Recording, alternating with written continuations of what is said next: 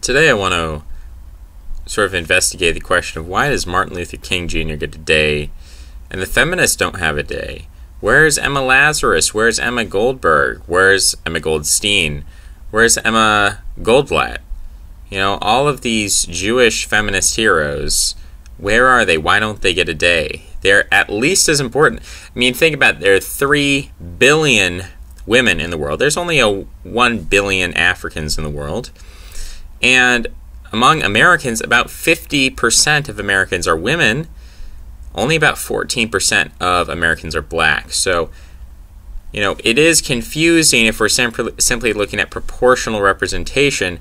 A lot more women, a lot more people in general benefited from women's rights in terms of gaining the vote and gaining all sorts of beautiful rights from feminists as opposed to civil rights marchers. Now, why does Martin Luther King Jr. get a day? Well, it's because of the persistent dysfunction of black people. Whereas women are a lot less dysfunctional than black people continue to be dysfunctional. They were dysfunctional from the start. They continue to be dysfunctional all around the world. Even the best black people, Bill Cosby, and there are plenty of, what might we call them, you know, black politicians and whatnot. Plenty of black politicians who are accused of sexual assault or accused of rape, drugging people. Neil deGrasse Tyson, the black astrophysicist, now accused of sexual assault, sexual misconduct. So there's just so much dysfunction going around, and we have to acknowledge that basically the celebration of Martin Luther King Day is a celebration of dysfunction. It is taking dysfunction and it is using through the medium of mother morality, placing dysfunction. Dysfunction is infantilized, and therefore dysfunction is sacralized. Dysfunction, the dysfunctional black man in America, is held up in the same way that the infant Jesus Christ was held up for Christians. And there's overlap between the two. There are plenty of people who worship Jesus Christ who also worship Martin Luther King Jr., and they don't see the contradiction there. And there is a unity between those two forms of worship. It's not a necessary unity in terms of historical Christianity, but certainly there's plenty of overlap today. Although you don't need to be a Christian, there are plenty of atheists and anti-Christians and Satanists who also worship Martin Luther King. But above all, the worship of Martin Luther King is a worship of dysfunction. And until women start competing with blacks in the dysfunction Olympics, they're not going to get a day. Maybe eventually they'll get a day, but not quite yet. We still don't have any days named after a trans person, so we're still waiting on that one as well. We don't have a holiday for Allen Ginsberg, who promoted man-boy love, the National Association for Man-Boy Love. We still don't have a holiday named after him, so we're waiting on those holidays. But right now we've got MLK. You know, we can thank God for that. And so it's because of dysfunction. We celebrate dysfunction. Now, the Spenglerian view, which is taken over much of the polite right. If you want to be part of the mainstream right, if you don't want to be censored, if you don't want to be killed, if you don't want to be assaulted, if you don't want to have your life ruined, you want to be part of the Spenglerian right. And Spengler looks at the rise and the fall of civilizations, and he says it's just sort of this natural process. In the same way that an individual person is born, they grow older, they hit some sort of peak in their life, and then they decline and they die. That's an unavoidable process. When people die, it's not because someone murdered them, it's just because that's the natural life cycle of an individual. In the same way that cells inside your body, they are created through, I think it's meiosis. Mitosis is cell division. Meiosis is sexual reproduction. So I think it's the mitosis where the cells divide. Anyway, you know cell division. You know 9th grade biology. So the cells divide and new cells are created. And they live for a time and then they die. Cells eventually die and they're sort of recycled. poisons, toxins are expelled from the organism, and the process continues. So Spangler's looking at Western civilization. He's saying that's what's going on. Now, certainly we can take that into account here, and we can use that, I think, to understand why Western civilization has allowed itself to be killed, in a sense. You know, in the same way that we could look at Mike Tyson or Muhammad Ali or someone who is like a really great black fighter, really physical person, and we can say, oh, well, that person's good at fighting. But if you wait till they're 50, 60, 70, 80 years old, and then you fight that person, well, they might still have a little gusto in them. So there are certain times when old men can surprise younger men. But obviously, they're not going to be as good at fighting. So I think we can say certainly the age of Western civilization probably does play a part in the overall weakness of Western civilization that has allowed itself to be abused. Not allow itself in the sense of consent or permission necessarily, but in the same way that, you know, a black fighter who ages is going to be less adept at fighting his enemies. A civilization which ages is less adept at fighting its enemies. But the parallel I'm trying to draw here is that Western civilization is not killing itself. Anyone who talks about the suicide of Western civilization is... I don't like the term controlled opposition because it implies like a conspiracy. So I'm going to try to come up with a different word for people who are... you know, and I don't like gatekeepers either, because again, it implies that they've been appointed, that they're conscious of what's going on. Basically, people who are safe conservatives. A safe conservative is someone like Peter Hitchens, who says Western civilization is dying because it's old, or Spangler says Western civilization is dying because it's old. And I certainly understand the theory, at least in principle, that civilizations are born, they have a peak, and then they decline and they die. I certainly understand that argument. I'm not saying it's a wrong argument, but I'm saying that empirically, what's happening is not that Western civilization is dying a slow death. Western civilization is under attack, and Western civilization is not being defended. And possibly the reason why the defense of Western civilization is so pitiful, you know, who are the defenders of Western civilization? We have Jordan B. Peterson, pathetic. We have Ben Shapiro, and in that case, maybe you could call it, it's not controlled opposition in the sense of, but I think at least there is a lot of gatekeeping going on. I mean, Peterson talks about himself as a gatekeeper. He says, you know, if you don't allow me to speak, then Nazis are going to take over, which is stupid. Nazis have no ability to do anything, but that's how he sets himself up is, you know, I'm Jordan B. Peterson, and I'm protecting you from the Nazis by being the good conservative gatekeeper. Ben Shapiro does the same thing, and that's why they're allowed to speak. That's why Peter Hitchens is allowed to speak, because they talk about things in terms of Western civilization is killing itself, Western civilization is committing suicide. That's not the case. Again, certainly Western civilization is weaker today than it was hundreds of years ago, and therefore it lacks proper defenses when it comes under attack. But it is under attack. It is not just simply killing itself. It's not dying. It's under attack. And the celebration of dysfunction is one of these regions where we have to point out that Western civilization is not killing itself. It is not that Western civilization decided, okay, we're going to start celebrating Martin Luther King. It's that people who from the beginning considered themselves to be hostile to Western civilization, those were communists, those were sexual minorities, those were religious minorities, those were racial minorities, people who hated Western civilization from the start, who never identified with Western civilization. They sacralized Martin Luther King, and they pushed him on people, and they humiliated people, and they harassed people, and they destroyed people's lives so that Martin Luther King could become a saint. And the point here is that Western peoples have become so humiliated and so cowed and so gaslit and so, you know, sometimes you could talk about Stockholm Syndrome, but they've basically become so psychologically weak and unwilling to defend themselves that, you know, when they hear Martin Luther King, they either shrug their shoulders or they try to prove how sacred they really are. Now, the instinct for self-sacrifice can be a noble instinct. The willingness to sacrifice yourself for the ideal, or to say, I'm not going to be a nepotist, I'm going to promote meritocracy, and that's what Martin Luther King stands for. That itself can be a noble cause. But it's funny sometimes, white people seem to care more about Martin Luther King Day than black people, and that's intentional.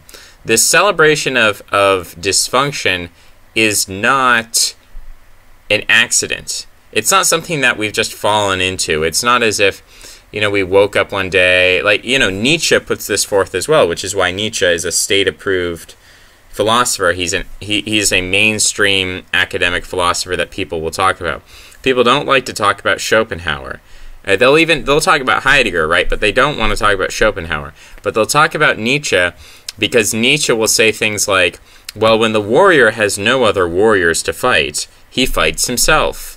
Which, as an aphorism, and Nietzsche was famous for his aphorisms, I guess I understand, I get the point there. I get the narrative that he's setting up.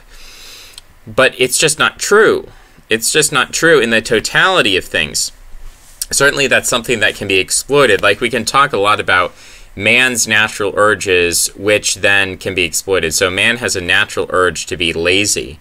And we can exploit that urge, right? We can appeal to man's sense of laziness. We can appeal to man's lust. We can appeal to man's hunger. There are all sorts of weaknesses in mankind that we can appeal to in order to manipulate man, to abuse man, to sell something to man. But fundamentally, just because a man has an inclination or a weakness or whatever does not mean that is the default position of a man. It doesn't mean that because there's two components, right? We have our weaknesses, we have our instincts, but then we also have our strengths, and we have our ideals.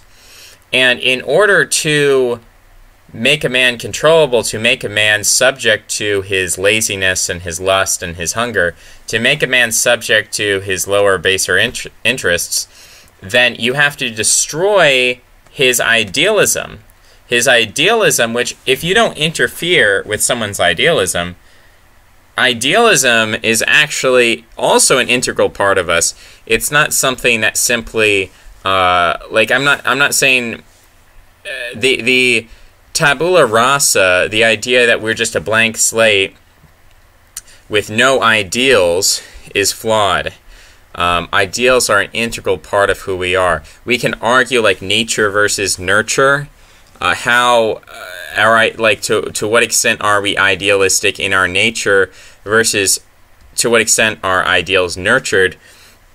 That's a great debate, and we could talk about that. But fundamentally, there were ideals in Western civilization. We did not always worship dysfunction to the extent we do today. And where we have ended up is not just a natural process. You don't just get lazy and say, well, I guess I'm going to start worshiping Martin Luther King. No, there were people who actively pushed MLK upon Western peoples. It wasn't an accident. It wasn't something we fell into. It's not like, oh, well, I guess we stopped going to church, so now we might as well worship Martin Luther King. If you stop going to church and you just stop keeping up the structures of civilization, civilizing forces, you just don't fall into Martin Luther King. It's not an accidental misstep of whoops, I stopped being a civilized masculine man, and so I just accidentally started worshiping Martin Luther King. No. It's when you put people in a weakened state, in a suggestive state, in a controllable state, in a state where they lack agency, where they lack the ability for independent thinking, where they lack the desire to preserve themselves and to have forward thinking about future generations.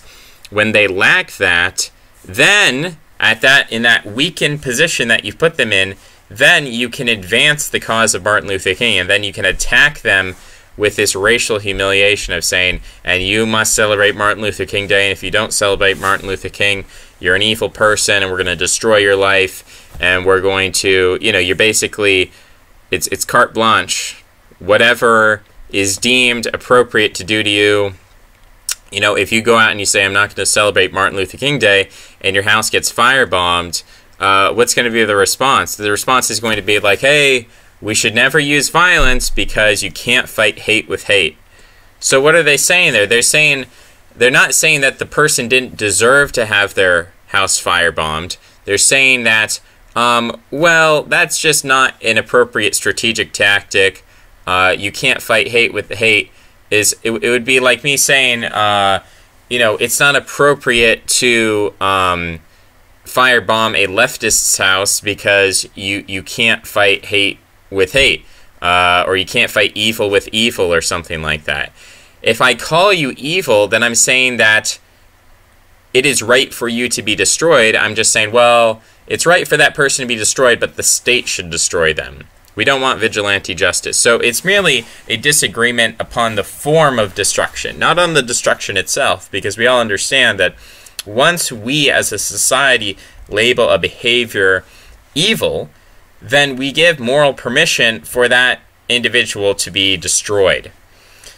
And when people disagree about the method of destruction, oh, you shouldn't destroy them with hate, you destroy them with love.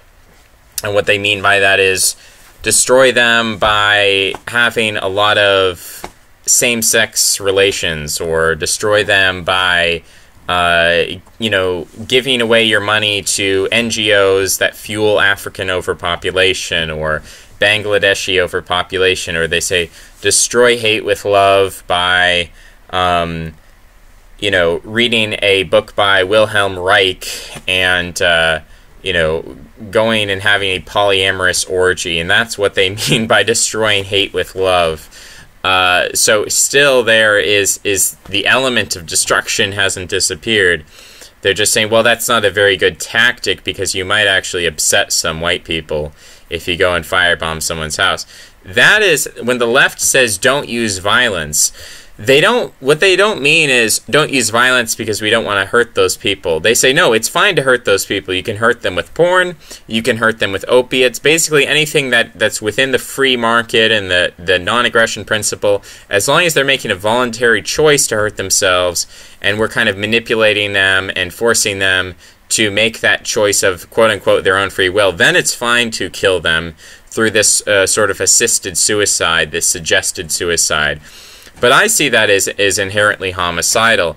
The reason why the left condemns violence, but they support drug use and they support risky sexual behavior and they support pornography and they support these self-destructive lifestyles, is because they don't want to be seen as culpable. They are hiding and they don't want to be seen as culpable. The moment that the left has to use...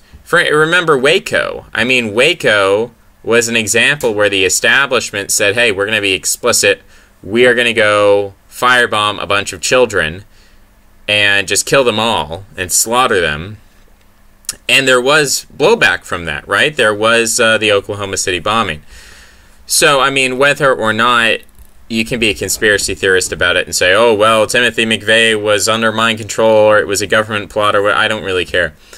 But I'm saying, at least in theory, blowback makes sense. It makes sense that if you direct physical violence against white people, you direct physical violence against the right wing, there is a potential for blowback. And that is something that white people are sort of hardwired where, if you walk up to me and you slap me in the face, I'm much more likely to have an equal and opposite or even a greater reaction against you than if you walk up to me and you try to sell me drugs or you try to offer me porn or something. This Trojan horse mentality or this Trojan horse strategy is a powerful strategy. So when the left condemns violence, they're not doing so because they respect the people who are being attacked. It's not because they think, white lives matter, any of that. They're condemning violence because they think violence is a bad strategy. Because you want to poison someone with a sweet apple and instead of poisoning someone with a poison dagger. They think that is the most effective method of genocide. They're correct, right? So I don't know, that's a short video on the distinction between Western suicide, Western homicide, the celebration of dysfunction. It's not something that's just accidental.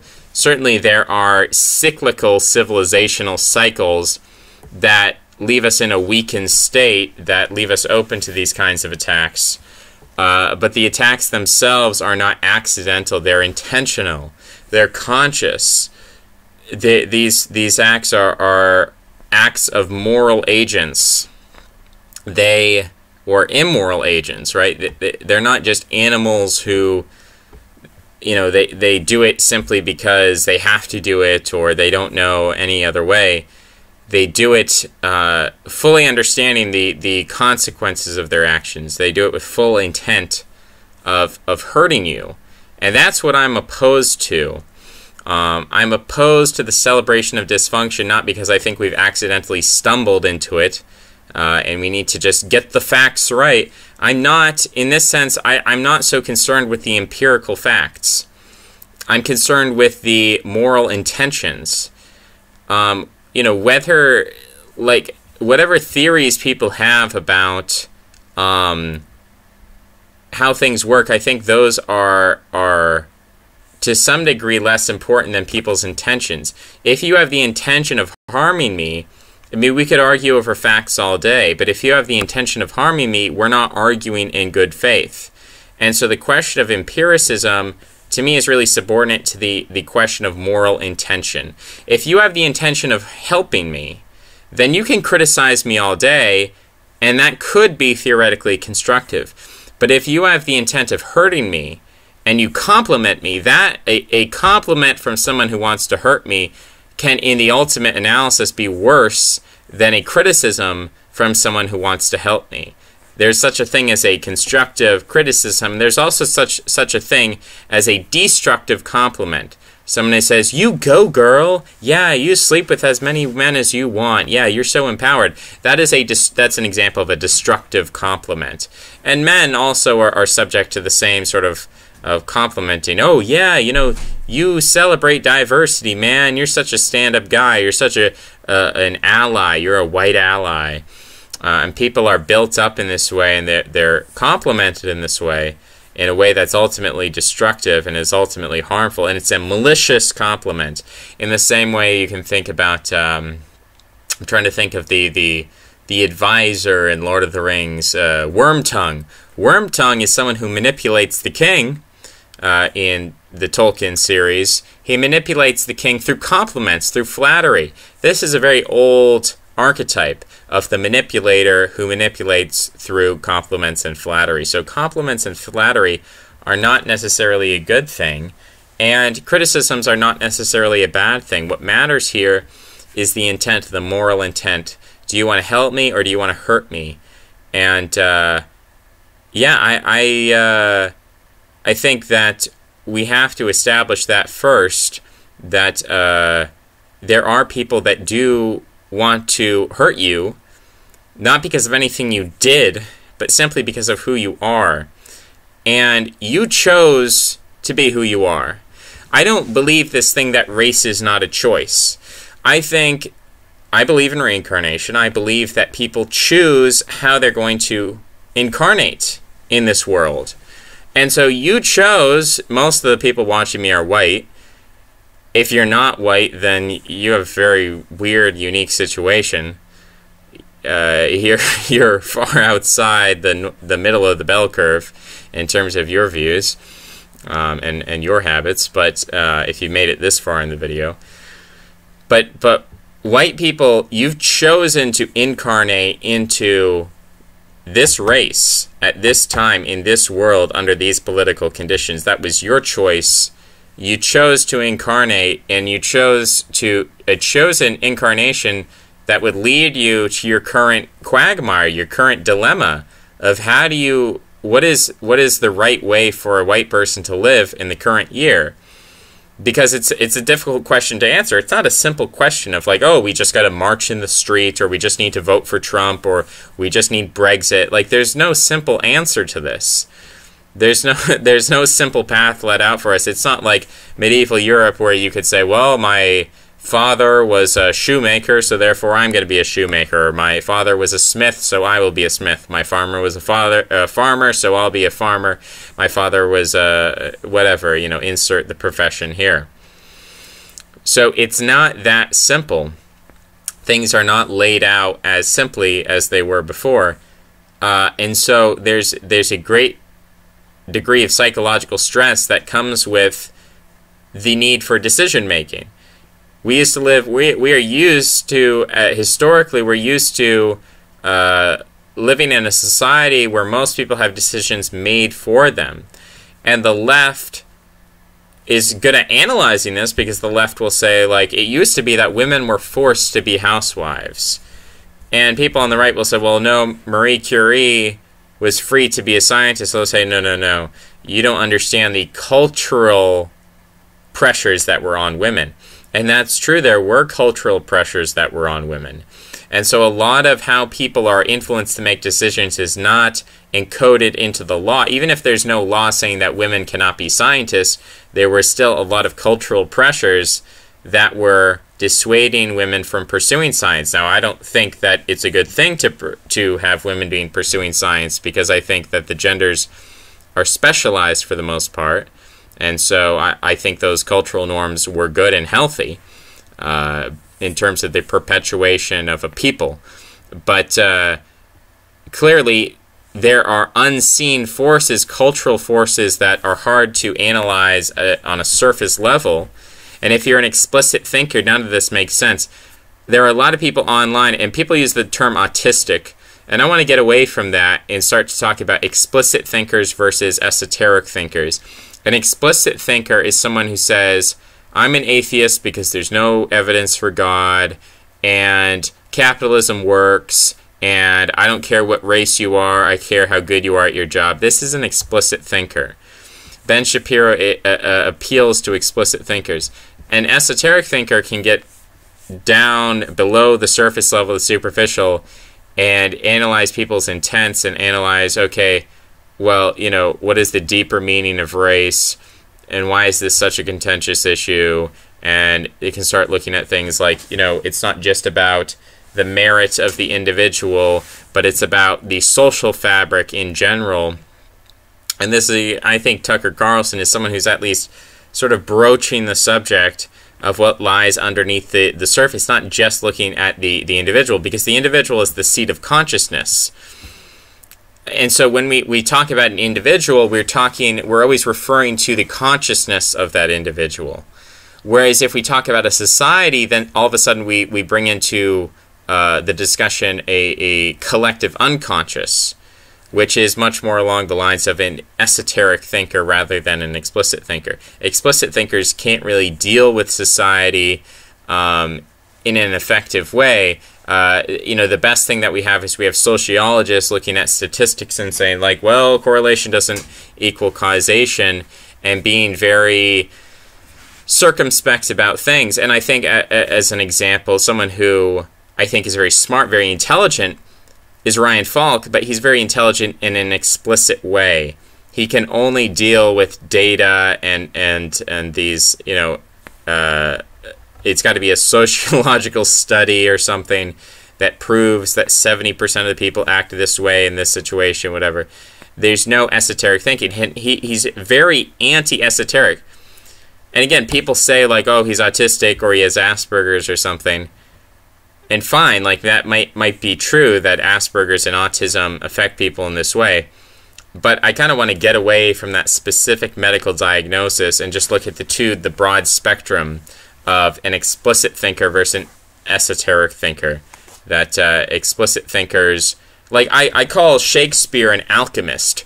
Not because I think Shakespeare was in his basement making little potions, but because he was integrated into a grand alchemical tradition.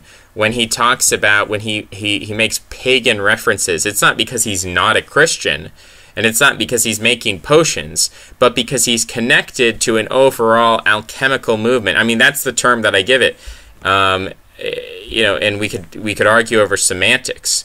But when I say something like that, or I say that actors are merchants and actors are selling you a product and actors are deceivers, and they were recognized as such as ancient Rome as prostitutes.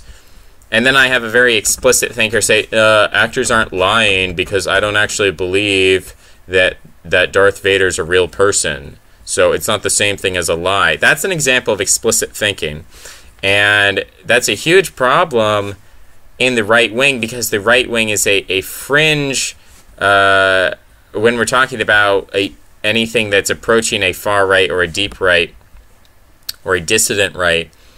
The people who are willing to get into different kinds of intellectual ideas oftentimes are people who are very explicit thinkers. Now, I'm not saying there are no esoteric thinkers, but I'm just saying when you get into extreme ideas, you also tend to attract extreme cognitive types. People who have a normal cognition are going to be the kind of people who reflect normal ideology, right? So mainstream thinkers have mainstream ideas, whereas if we're going to talk about ideas on the fringe, ideas that are outside of the mainstream, you're necessarily going to attract cognitive types that are also deviating from the norm, and so you get extreme esoteric thinkers, extreme explicit thinkers. That's frustrating for me, but that's just part of the situation in general. So, I don't know. What do you do with that? Where do you go from here? What is the solution? Well, I've offered my solution. I've said that you can't, I mean, the idea that, and people criticize me constantly, they're like, well, it seems like you don't care about making the ethno-state. It seems like you don't care about the survival of the white race. And I'm sort of baffled when people come up to me with these criticisms, and it's almost like, I mean, what they're saying is incoherent. What they're saying doesn't make sense. What they're saying, it would be like saying, well, I guess you don't care about visiting Jupiter.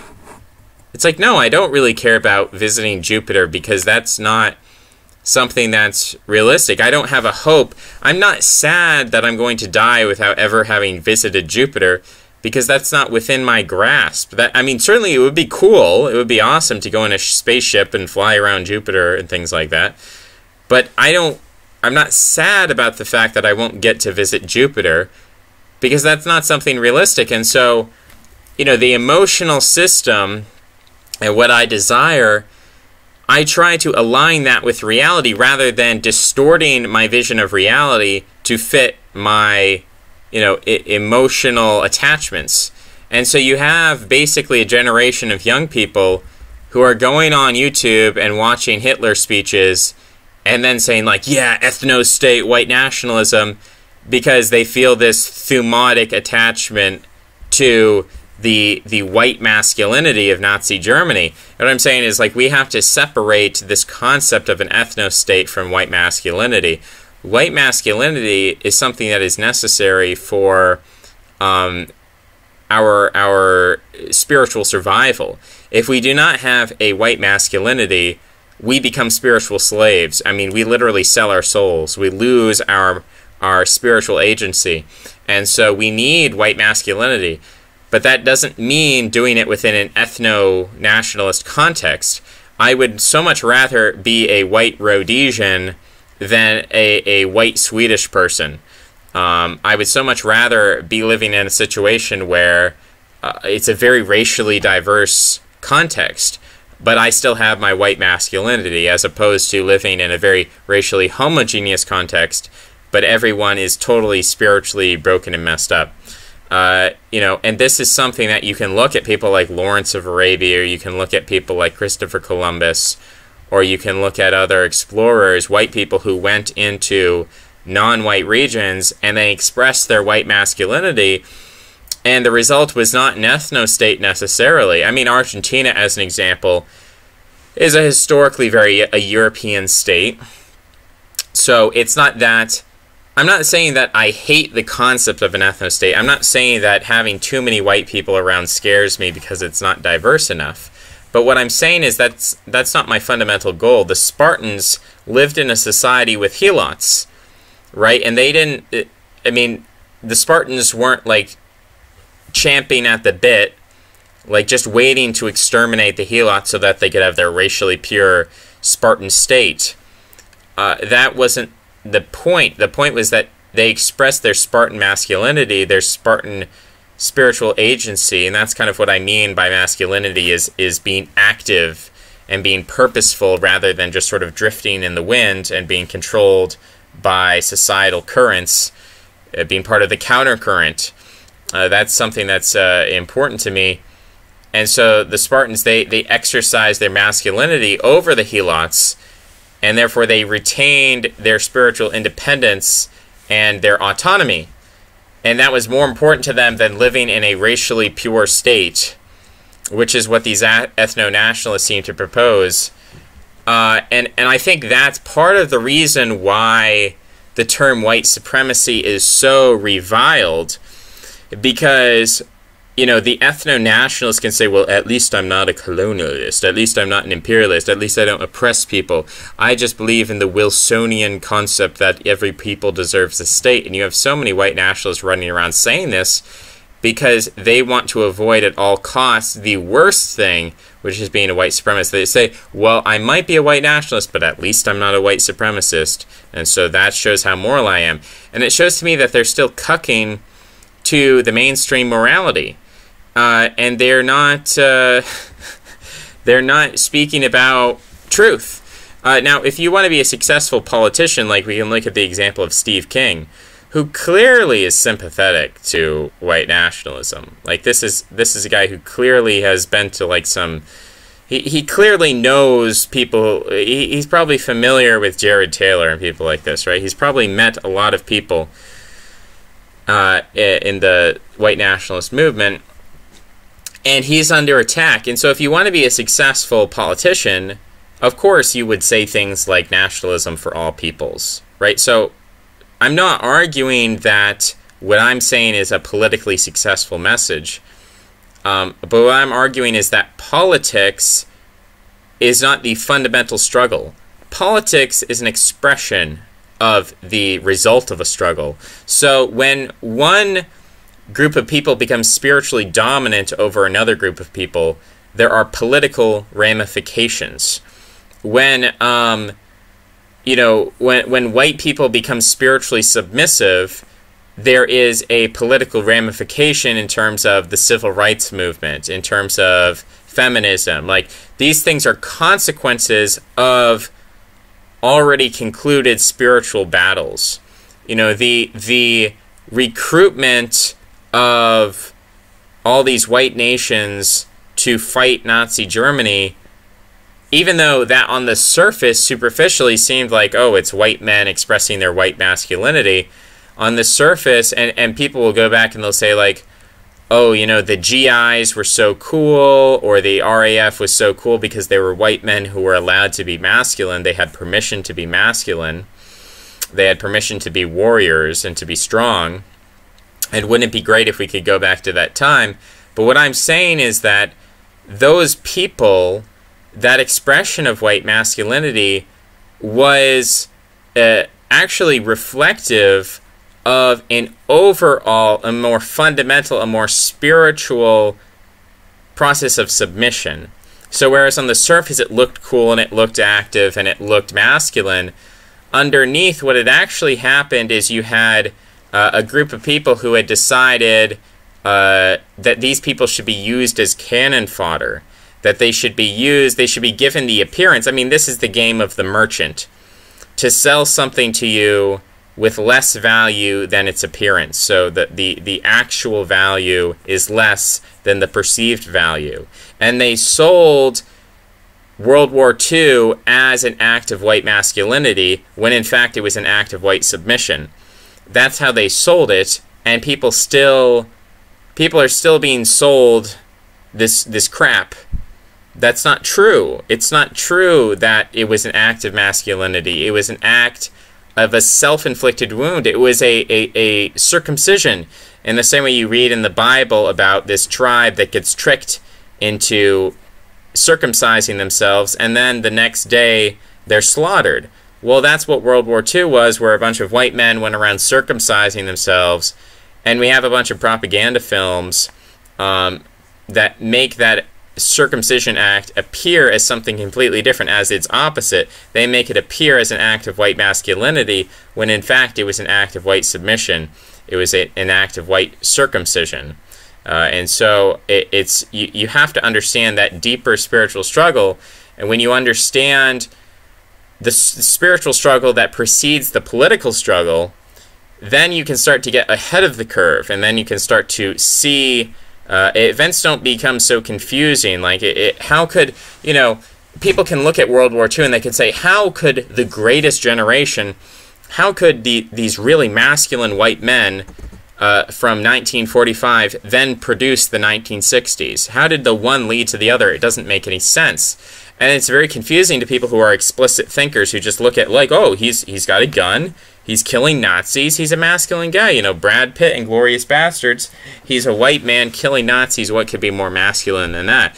But what I'm saying is that even though there is the appearance of white masculinity, that underneath, in terms of the spiritual struggle, it was an act of castration, it was an act of circumcision, it was an act of spiritual submission. And many people didn't understand it. I don't think the GIs who were fighting for America, or the pilots of the RAF, I don't think that they were, I don't think they understood what they were doing. I don't think they understood. I think they were fooled. I think they were deceived. But if we can understand the process of deception, and if we can understand the fundamental spiritual struggle that's going on, then we're not going to be fooled into castrating ourselves and circumcising ourselves for people who want to hurt us.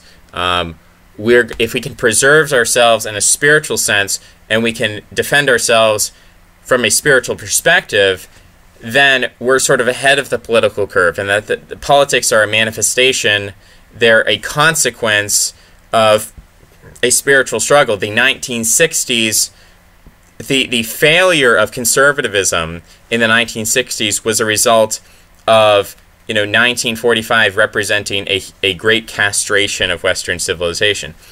People don't understand that, who are explicit thinkers. Esoteric thinkers can come to an understanding of, okay, here's how that was actually submissive, and then we can be ahead of the political curve. Getting bogged down in politics, as 1945 showed, is not a winning strategy. So spirituality before politics, that is the lesson of the folkish movement. That is the lesson of the 19th century. Let's go forward with that. So spirituality first, politics last.